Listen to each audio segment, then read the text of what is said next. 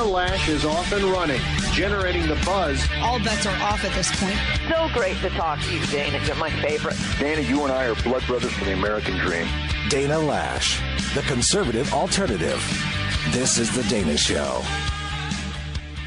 DanaRadio.com. Find me on Twitter at DLash. We have a lot of other fun stuff today. There's always somebody, if I don't talk straight C-SPAN politics 24/7, they get their panties in a wad. Don't care. Go watch C-SPAN then and pull that stick out of your ass, all right? Good heavens. Have fun. It's a Friday, for crying out loud. And then there's some people who are going to be like, Dana, you said A-double snakes. You know what? I'm not perfect. I admit that I'm not perfect. Here's a story for you, too. I want to get to this. You know what? Actually, let me do this one. Let me get to this story from The Independent. Californians may have to drink their own sewage as a last resort for a water crisis, man. Does that sound like a surfer? I don't think so. The Independent, a British paper, is they're horrified. Here's their first graph. Californians are facing the prospect of eating their own feces, with the treatment of sewage into drinking water gaining appeal as the drought lingers. Did we do a story before on the proteins in feces, and someone made like a steak out of their poop or something? What was that story? Remember that? Poop steak. Right. Is that real? I think so. I don't even know. Oh, sorry. I gotta just take a. Oh man. Yeah, they're horrified. They're horrified that this is something that they're going, because they're not considering anything else. Oh my gosh. So and that's apparently something that they're going to have to do. The British paper, let me read this again because it's too good. I love how sometimes British media and their just disgust is just hysterical. They write, it's Christopher Hooton who wrote this article at The Independent. Californians are facing the prospect of eating their own feces with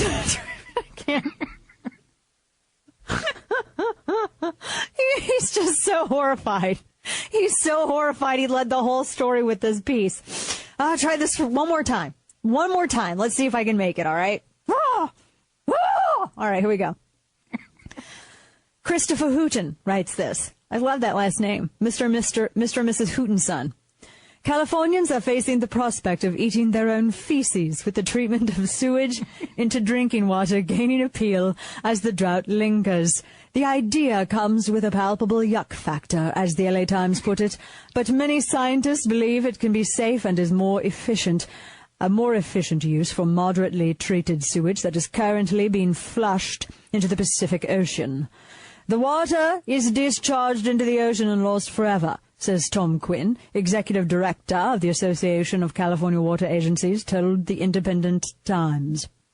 Several experts have asserted that if proper and thorough filtration is carried out to remove bacteria, treated sewage can pose no damaging health effects, and poop water can even be cleaner than commercial bottled water. Okay, he didn't say poop water. Did he say poop water? No. I didn't think so. This is how the zombie apocalypse begins. You know when Rick whispers that thing into somebody's ear about how the whole thing began? It was the sewage drinking over in California. It started, Carl. It started with poop water, Carl.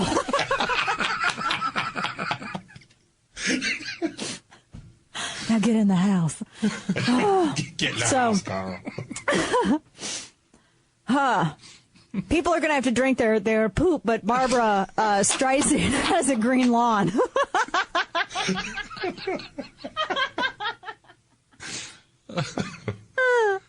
Now, in the meantime, everyone's like, wow, that really is horrible. That's horrible. Like, the British are just horrified. Like, oh my gosh, those Americans. They won't defund their Vanity Rail project to build. I mean, they live by an ocean, for Pete's sake. They do. I mean, where's California? It's soon to break off into the Pacific. It's by a big, giant thing of water, right? That's called the ocean. I don't know. Maybe they could, like, desalinize the water and have a couple plans and do it that way, right? Don't you think? Yeah. Yeah, I mean they have the technology. Right. So, but they all have to get approval from the California Coastal Commission. The LA Times is like, and the LA Times, when they wrote about this, they're like, yeah, that's not a good solution, having these desalination plants. It's not a good, having these desalination plants, it's bad. Yeah, having more water. More clean water. Who wants that? Nobody wants more clean water. Just drink your poop. Nobody wants more clean water. I would rather be able to get on a train and go to San Francisco from Los Angeles and not drink poop water. Come on. That's what they're saying. I can't help it. I'm sorry, you guys. It's Friday in my mind. So that is what they're saying. They're like, it's too costly. Enthusiasm. This is the actual article from LA Times. Enthusiasm for desalination. It overlooks its high costs. It's cheaper to drink sewage. Oh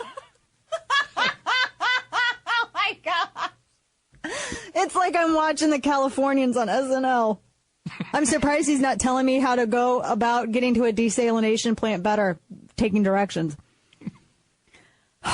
So they're mad because they say it's going to be expensive. But hey, let's spend $1 trillion on that uber expensive high-speed rail where it's not actually supported by the general population in terms of numbers. But hey, whatever, right? So they're mad about this. They don't want to do that. They're like, no, it's a bad idea because we would rather use that money for stupid things than healthy drinking water. It's bad. So there you have it. That's why. They live right by a giant ocean, but they would rather have their high-speed rail than to build those plants. Right, and protect the smelt fish. Protect that. Can I just, and I know we're running out of time here, which I really need more time. I don't give a crap about that stupid small fish. I don't care. I would Ozzy Osbourne that thing like he did a bat. I don't care. I don't care. It is a stupid, dumb fish. It is a tiny little smelt, and you're ruining people's lives. You messed with the farmers over a smelt. A smelt. It looks like a sardine. Who cares? Who cares? People lives matter. Right? Yeah, and with a large enough fish tank, that species could survive forever. No joke. So stupid. I mean, I just can't even. It's a goofy little fish. I'm sorry, son. You're going to have to drink your own poop because we have to save this smelt fish. Sorry. We're not going to be able to grow food for anybody anymore because we got to save this fish, this sardine-looking thing. We've got to save it. I just know. I can't even handle it. This is, again, why aliens don't visit us. This is why.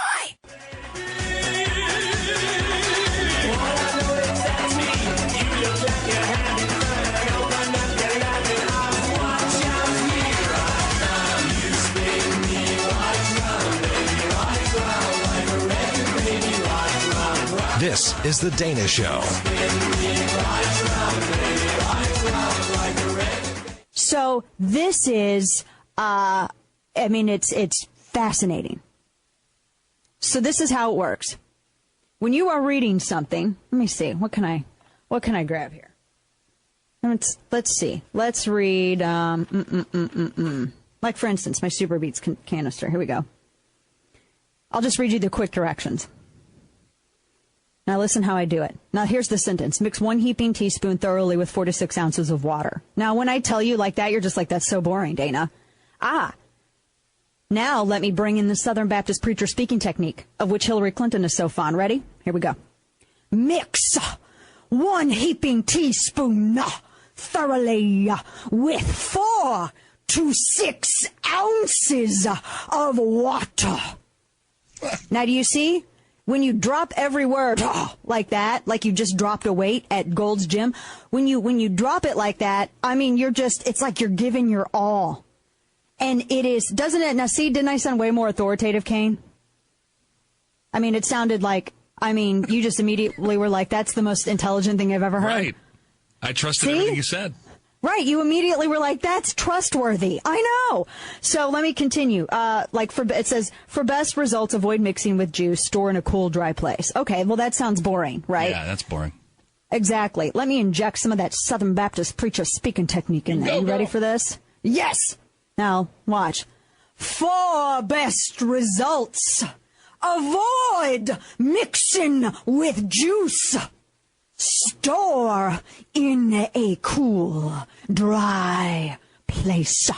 Now, do not confuse the Southern Baptist preacher speaking technique with the beat poet style of Allen Ginsberg, because they are completely different, right?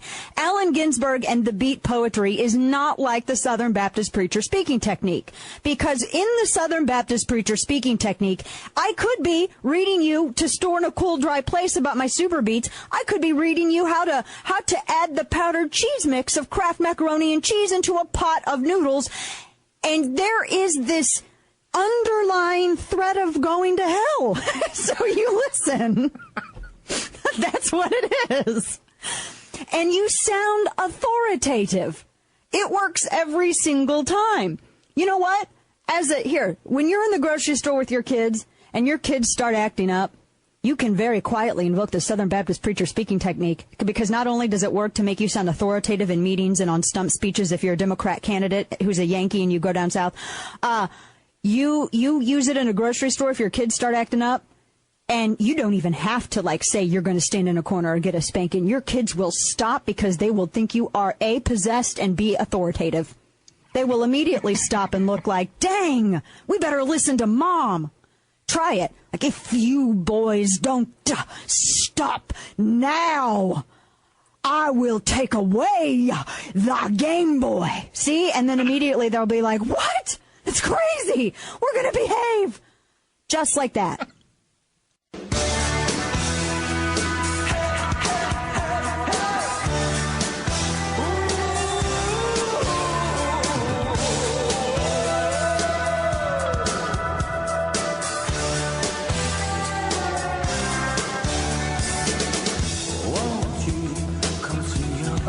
I think it was clear from these emails that sometimes she passed them along, sometimes she didn't. But again, secretaries get a variety of emails and information from a variety of people. But we all know how policy is made in this administration. That's through an interagency process led by the White House, Really? Certainly with the State Department playing a leading role as well. And that's what happened in the case of Libya. Really? Because it sounds like Sidney Blumenthal and son had a little racket going, and they were able to bypass the White House, and they just did whatever the hell they want. Who cares what the White House says? Remember what Michelle Obama said? If you can't control your own house, how did she say it? If you can't handle your own house, you can't handle the White House. Well, it sounds like they weren't handling things with their surrogates very well. They have no idea what's going on in the State Department. You know Hillary Clinton was told that she could not hire Sidney Blumenthal. That's the reason Sidney Blumenthal did not have an official job in the State Department. You have to know that that's legit. She would have hired him on, but he couldn't get hired on. So she kept him at the Clinton Foundation salaried, brought his son into it. They had unvetted sources, and he had a financial incentive. If there was a regime change in Libya, even though, look, Gaddafi was an SOB, horrid man, but if you had to pick between Gaddafi and terrorists and people like ISIS, who'd you pick? He didn't pose a threat to the United States. There was no reason for us to be doing anything there. Absolutely no reason at all. But Sidney Blumenthal, if he got a regime change, well, then he could get some of his investors in on the ground floor. And in fact, that's according to the documents that have been FOIA'd. So he pressed on Hillary. And guess what? Hillary supported regime change. And suddenly that became, I wonder how much the Clinton Foundation could get out of something like that from some of these donations, from some of these investors getting in there on the ground floor. Do you see how they did this? She used the State Department and sold off policy and made decisions affecting our country based on how much money they could get in the Clinton Foundation. We're talking millions of dollars. There was a reason why their net worth grew by leaps and bounds when she got into the State Department. Oh, I'm sorry, their charity. Their quote-unquote charity. Oh, that's right. That's how it works. It's so easy. Ridiculous.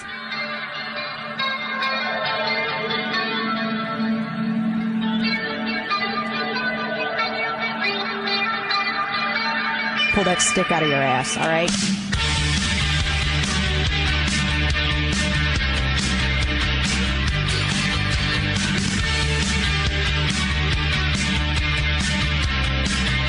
The Dana Show.